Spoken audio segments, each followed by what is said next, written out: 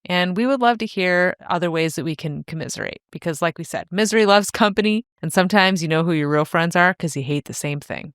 Sure enough. Sure enough. I feel closer to you already. Oh, great. I know. It feels good to get all this off our chest. It sure does.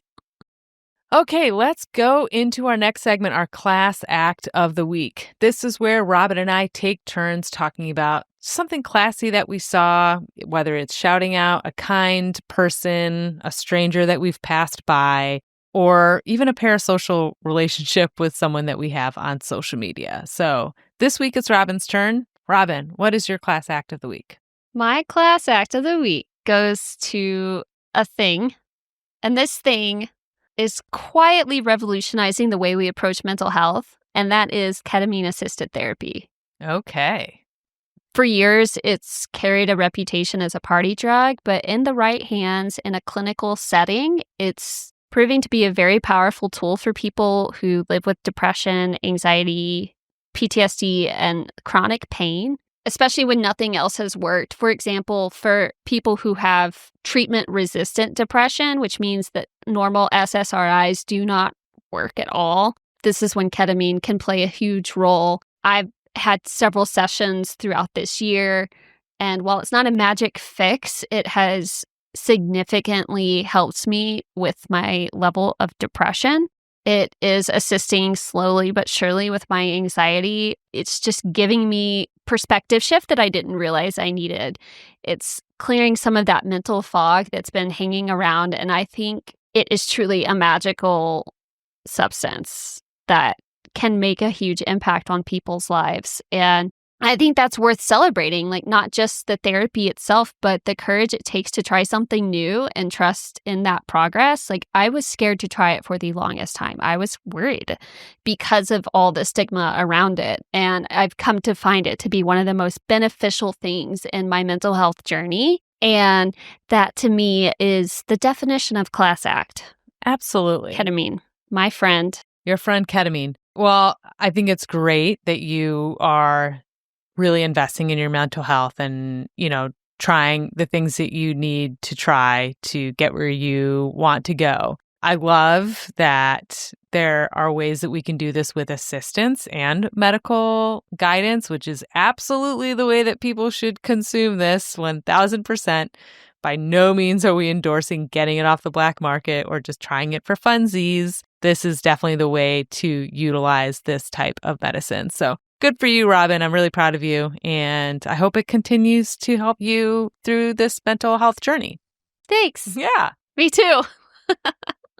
All right, let's land this plane with one of our favorite segments, Class or Crass. This is when we go over everyday life scenarios, things that we encounter on a regular basis, and we examine it under the lens of, is it classy or is it crass? Robin, are you ready for this scenario?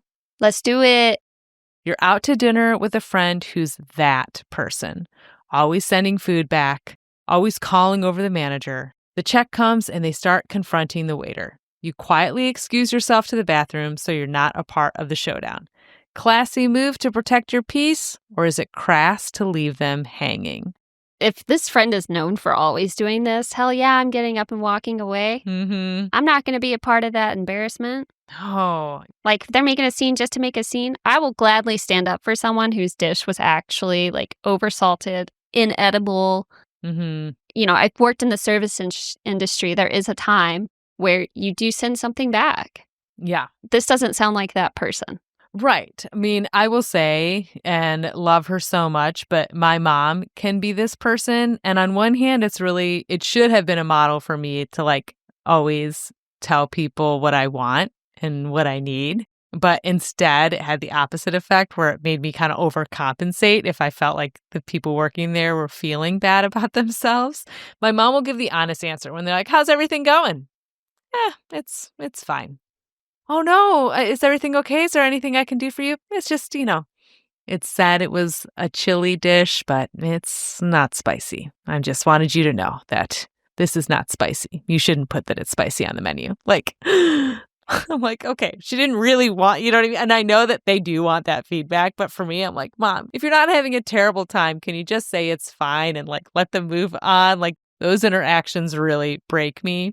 And so now this is what I do when we go to the restaurant, because she's never done this to get free stuff. My mom is happy to pay for anything. And I've taught her we still tip on the amount that the food was worth, unless the problem was the service itself. But I have beelined it to the bathroom so many times as a result. I'm like, oh, check's coming. I'm just going to excuse myself and I will meet you in the parking lot. Because I can't, and I'm sorry. Now, I think it would be crass if collectively the table had a terrible experience and you've all agreed, the food was not good or the service was, let's just say, even rude, like the server was rude to you and someone really wants to have a productive conversation with the manager. If you get up and leave, then you're kind of making them look like that person, Yeah. like no one else has their back. So like that can maybe come across as a little crass.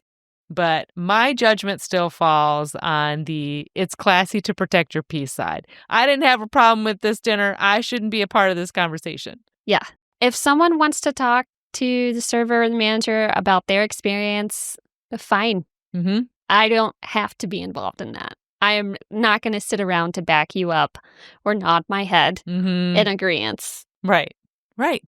No, no, no, no. Well, that's all we got. So whether it's socks twisting mid-walk or strangers treating speakerphone like it's public service, remember, you're not alone in your petty rage. And honestly, sometimes the fastest way to bond with someone is to mutually hate the same thing. It's friendship glue. And if today's episode made you say, yes, exactly, send it to your best rant buddy or start your own list. Follow us on Instagram and TikTok at @artofclassiness or email us at artofclassiness@gmail.com to share your pet peeves. Thanks for listening. And remember, classy is a state of mind. So mind your classiness. Bye! Woo!